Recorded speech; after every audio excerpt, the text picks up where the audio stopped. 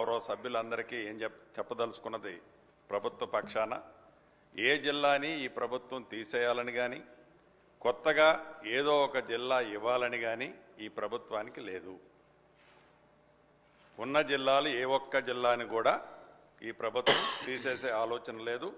ఏవైతే రాష్ట్ర వ్యాప్తంగా ఇప్పటి వరకున్న 33 జిల్లాలు కానివ్వండి, 76 మండలాలు కానివ్వండి, 621 మండలాలు కానివ్వండి, 76 డివిజన్లు కానివ్వండి, రెవెన్యూ డివిజన్స్, ఆ డివిజన్స్ యాజ్ ఇట్ ఈజ్గానే కంటిన్యూ అవుతాయి.